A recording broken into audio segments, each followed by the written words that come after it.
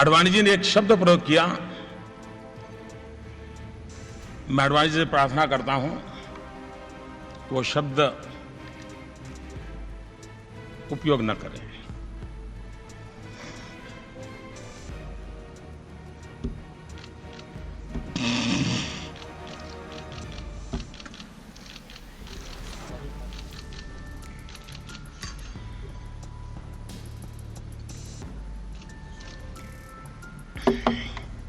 कि जिस प्रकार का समर्थन इस चुनाव में भारतीय जनता पार्टी और उनके नेता नरेंद्र भाई मोदी को मिला है, ऐसा कभी किसी को पहले नहीं मिला है। ये भी भारतीय जनता पार्टी और नरेंद्र भाई मोदी की कृपा है कि उन्होंने हमको इसके द्वारा गुजरने का ये अवसर दिया है।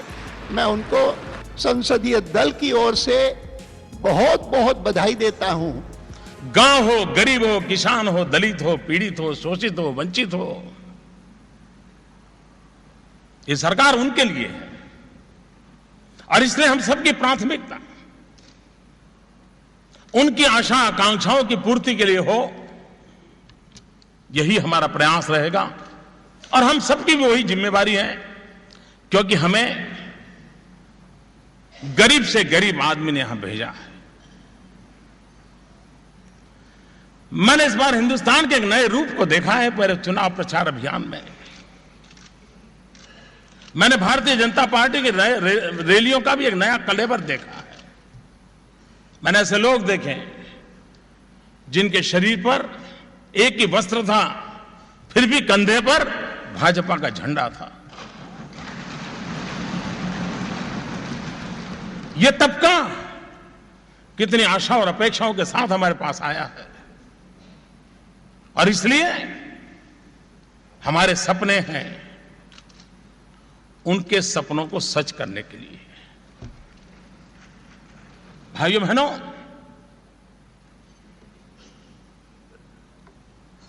आडवाणी जी ने एक शब्द प्रयोग किया। मैं आडवाणी जी से प्रार्थना करता हूं कि वो शब्द उपयोग न करें।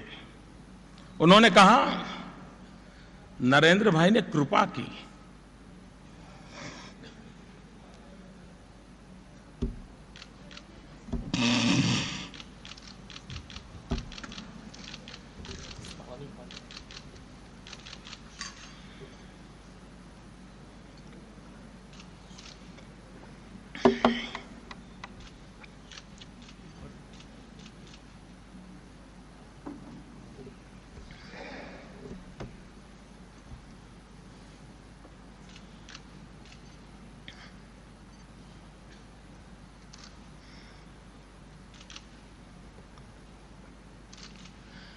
क्या मां की सेवा कभी कृपा हो सकती है?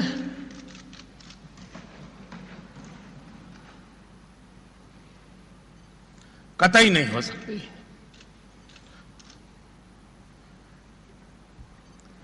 जैसे भारत मेरी मां है, वैसे ही भाजपा भी मेरी मां है।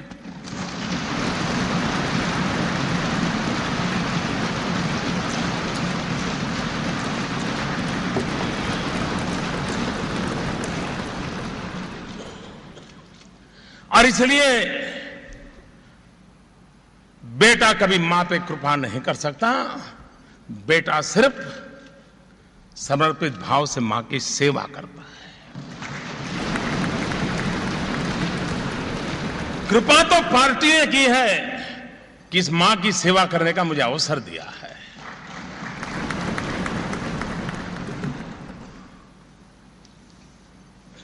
भाइयों बहनों,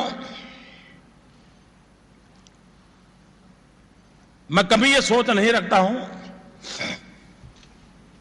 कि पुरानी सरकारों ने कुछ किया नहीं है। यह सोच मैं नहीं रखता हूं और न ही भारतीय जनता पार्टी का कोई कार्यकर्ता रखता है।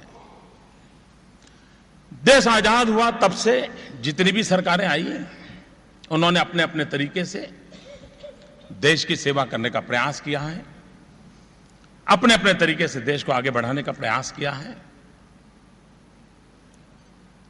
जो जो अच्छा हुआ है उसके लिए वे सभी सरकारें बधाई के पात्र हैं। उन सरकारों का नेतृत्व करने वाले सभी बधाई के पात्र हैं और हम सबका दायित्व बनता है जो अच्छाइयां हैं उसको लेकर के आगे चलें और अधिक अच्छा करने का हम प्रयास करें। हम भी देश को कुछ देकर के जाएं, सामान्य मानवीय की आशा आकांक्षाओं के अनुरूप हम कुछ करके जाएं। ये अगर हमारे मन का भाव रहा तो देशवासियों को निराश होने की नौबत नहीं आएगी। मैं ज्यादा इन दिनों टीवी वगैरह तो नहीं देख पाता हूं, न अखबार पूरा पढ़ पाता हूं, लेकिन जो कुछ छोटा मोटा आता है, इस चुनाव नतीजों को अलग अलग तरीके से लोग मूल्यांकन कर रहे हैं। अगर देश की जनता ने हंग पार्लियामेंट बनाई होती, फ्रैक्चर्ड मैंडेट दिया होता, तो ये कह सकते थे कि सरकार के प्रति सिर्फ गुस्से का कारण था या एंटी एस्टैब्लिशमेंट था। वो तब होता कि सिर्फ फ्रैक्चर्ड मैंडेट होता, लेकिन पूरी प्रक्रिया में इनका छोटा मोटा एलिमेंट रहता है, उसका कोई इनकार नहीं करता है। लेकिन भारतीय जनता पार्टी को संपूर्ण बहुमत देने का मतलब होता है लोगों ने आशा और विश्वास के लिए मतदान किया है। ये पूरा वर्डिक्ट होप से है। और आपको स्मरण होगा जब अपनी राष्ट्रीय परिषद मिली थी, उस दिन मैंने कहा था कि चुनाव आशा का चुनाव है, होप का चुनाव है, और जनता ने उसी प्रकार से चले।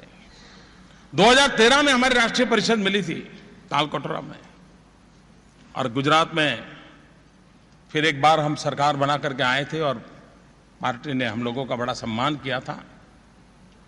उस दिन एक बात मेरे मुंह से निकली थी, और मैं ये 2013 के जनवरी फरवरी की बात करता हूं, और मेरे से मुंह से एक बात निकली थी। पार्टी के सभी साथियों को मैं उसका स्मरण दिलाना चाहता हूं। उस दिन मैंने कहा था, हम चले या न चले देश चल पड़ा है। यह आवाज मेरे मुंह से निकली थी। और आज जब हम इतनी बड़ी संख्या में पूरा सेंट्रल हॉल लबालब भारतीय जनता पार्टी के समर्पित सेनानियों से भरा पड़ा है, उसका कारण देश चल पड़ा है। हम चले या न चले, उसी का नतीजा है। भाइयों बहनों,